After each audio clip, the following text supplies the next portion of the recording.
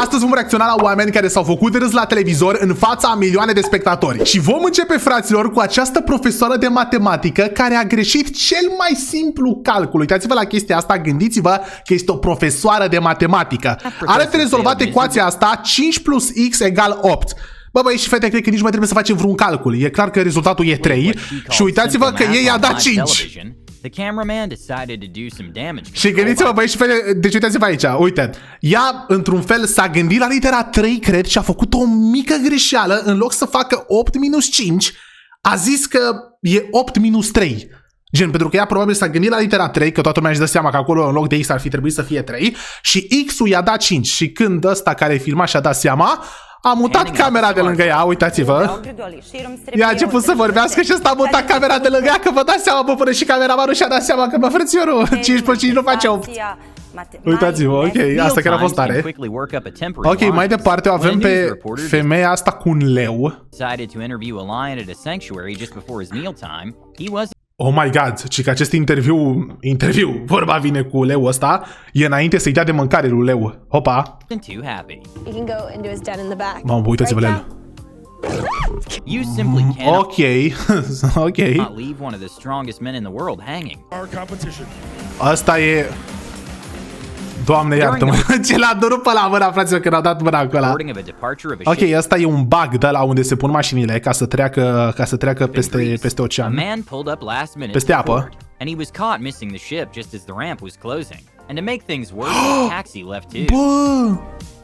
Bă, uitați-vă, fraților, ăsta a venit abia acum și ăștia, gen, n-au mai putut să-l aștepte și pe el 10 secunde. Bă! Uite, e bagajul și a plecat și taxiul! During the pre-show of major ice hockey game, there were 3 hosts doing a live broadcast on the game and sport in general. And viewers noticed that one of the hosts didn't get to speak much.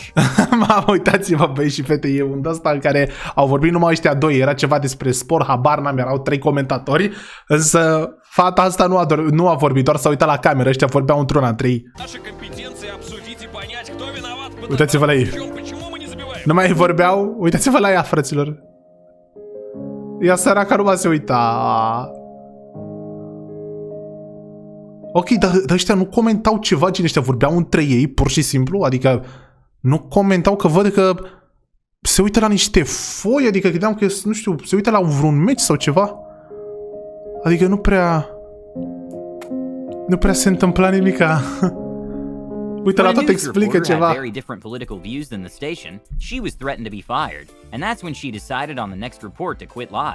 Hopa! Hopa, deci fiți atenți și că fata asta, cum îi spune, urma să fie dată afară de la televiziunea asta pentru că nu avea aceleași, să spunem așa, viziuni politice cu oameni care au angajat-o și și-a dat demisia live. Hai să vedem. A înjurat. Alright, we apologize for that.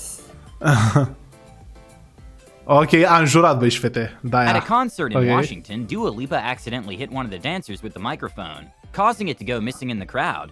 And well, some fans were confused why the song kept playing, but she still carried on the show like a professional. Oh my god, ok, băi și fete, deci aici Dua Lipa avea un show la TV și pe arenă și din greșeală a picat microfonul. Uite, i-a picat microfonul. Oh my god, știu, băi și fete, chestia asta, când a venit un copil în spate și a început să țipe, dar de fapt ea, prezentatoarea asta de la Fox News, i-a zis că încă nu au început știrile. Uitați-vă, e un copil acolo. Vine, uite. Ce că i-a zis că nu suntem live. Dar de fapt erau. When addressing the judge in the courtroom, you always want to address them as your honor, since, well, they are choosing your fate. This woman made a big mistake when she called the judge love. We were together for 6 years, love. If you call me love one more time. Oh, I'm sorry, it's a habit. When Australia... Oh my god, băi și fete, fata aia, gen, a explicat și băiatul ăsta, când ești la judecată, trebuie să zici, gen, your honor în engleză. Onorată instanță în română, nu știam cum zice în română. Și eu zis iubire lui lui asta, cum îi spune, lui judecătoare, n-ai voie să zici așa. His prime minister was giving a mid-press conference with several cameramen near a construction site. Uite, A asta man e. came off his house and interrupted the interview by asking the prime minister and journalists to get off his lawn. 10,000 Ok, deci ăsta este prim-ministru Australiei și ținea un discurs pe proprietatea lui 1 și a zis, bă, plecați de aici. Australians.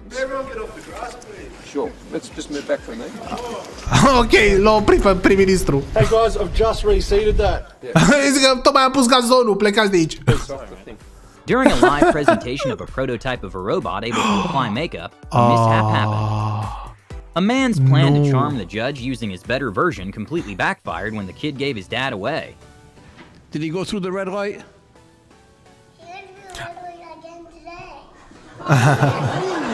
Băi și fete, știu chestia asta. Știți pe judecătorul ăsta, acum din păcate e bolnav, fraților, am văzut și eu acum câteva zile. Să-l ajute Dumnezeu să treacă peste necazurile lui.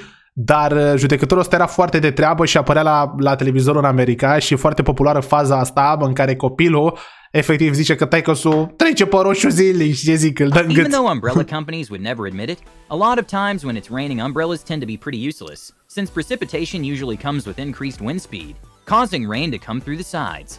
And if the wind is strong enough, they end up inside out. This news reporter gave up on our umbrella halfway through the report. יודעים שהם Uitați-vă. במשחק הזה, ואיך יודעים את זה?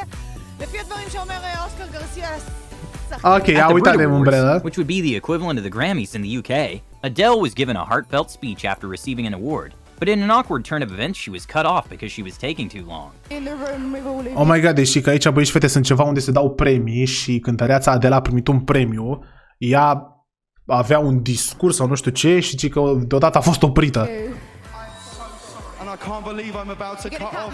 I'm so sorry. Can I just say then, goodbye, and I'll see you next time round, yeah? Ladies and gentlemen, it's blood. Okay, not 100% sure Bro, a tăiat-o efectiv, fraților, în fine. how we're supposed to know he was actually reading, but a man in India went on live television to prove he's the fastest reader alive. Ok, deși că băiatul ăsta vrea să demonstreze că este cel mai puternic, cel mai rapid ăsta care citește. Păi și ce, numai se uită așa la carte, cum ne dăm seama că el chiar citește? During Good Bă, voi și fete, aia a fost fake 100%. Morning Britain, a guest stormed off after the reporter accidentally dropped a rare plant. Absolutely. Oh my god! Deci că aia, vedeți băi și fete, aia e o plantă rară și ăsta a scăpat-o și asta o să se enerveze.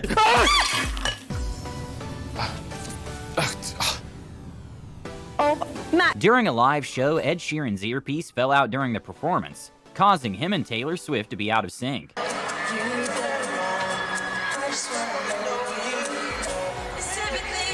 Ok, i s-a tăiat ceva la chitară lui Ed Sheeran. Ok, băi și Greatest fete. clay court player of all time, Rafael Nadal, got a little too excited before the Oh my game. god, Rafael Nadal și-a dat cu capul acolo când a sărit. Ah!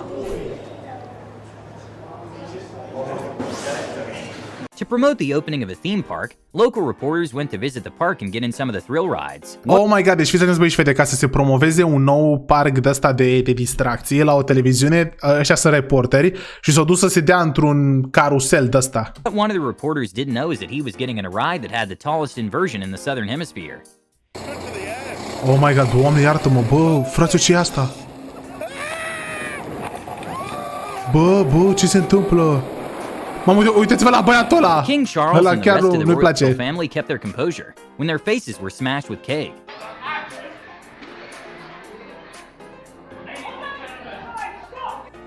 Shaq is Ok, alea erau figuri de... Știu băi și fete, erau figuri de ceară. Uite-l pe Shaquille a man O'Neal. of varied talents, including freestyling apparently, and when Nicki Minaj was a guest at his show, he decided to risk it all. B.I.G. Nicki Minaj, will you marry me? Oh my god, a întrebat-o pe Nicki Minaj dacă o să se căsătorească cu el și a zis nu. She said no. Man, messing up the flow. An incredible smooth criminal is this dog who stole an empanada on live TV. Ia, uitați-vă, fraților, câinele care fură mâncare. Uitați-vă jos în dreapta. Messing up the flow. An incredible smooth criminal is this dog who stole an Uitați-vă jos în empanada on dreapta. live TV. Șoarecu! Bă, ia fura lui femeie, mic penada, sau cum se numește. A very confusing moment for talk show host Jimmy Opa. Fallon happened when Jimmy he was Fallon cu Lady surprised by Gaga. Lady Gaga in the middle of his dialogue, just for her to drop some money on the table and leave. Ok. Be careful in those shoes. No, When no. Keanu Reeves was doing some press for a movie in which he did the voice acting for a character named Ted, the interviewer didn't even know which character Keanu was. Ted. Oh my god. You just lost all of your cred, dude. That's right. Ok, băi și fete, ăsta făcea un interviu cu Keanu Reeves, care Keanu Reeves nu era un actor normal într-un film, era un actor de voce, adică probabil era un film animat, na? Și el juca vocea și și-a dat seama că ăla care ia interviu nici măcar nu știe pe cine dubluiește, habar n-am cum se spune. Gen, pe cine joacă Keanu Reeves în film și s-a enervat. Mamă, Gordon Ramsay. After Kevin N-a vrut să dea mâna cu el, ăla e nebun. jokes about Shaq's life in retirement, he got some Ia uite pe Shaq iară. Cu Kevin Hart.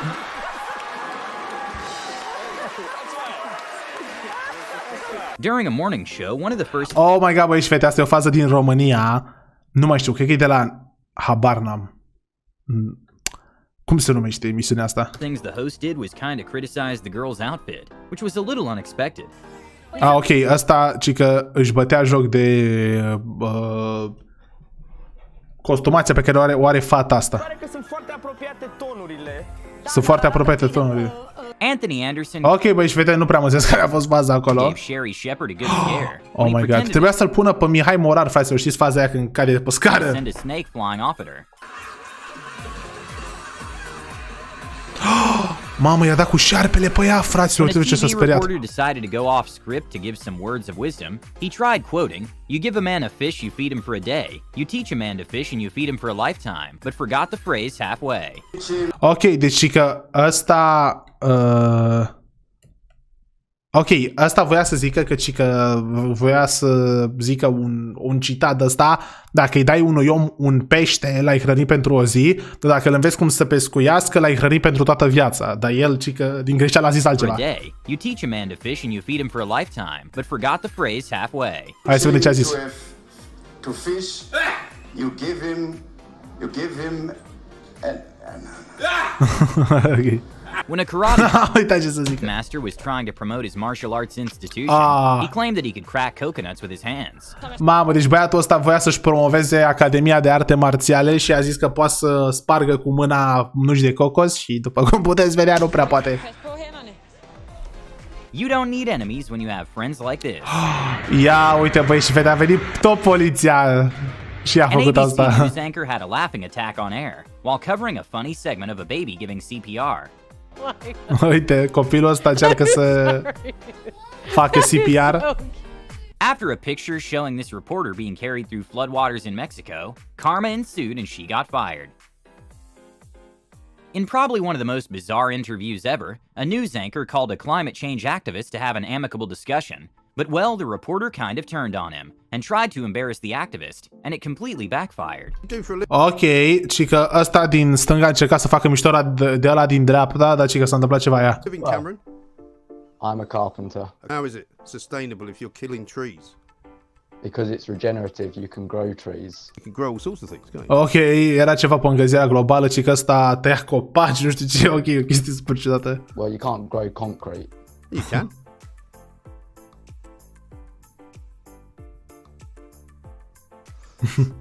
See you, Cameron.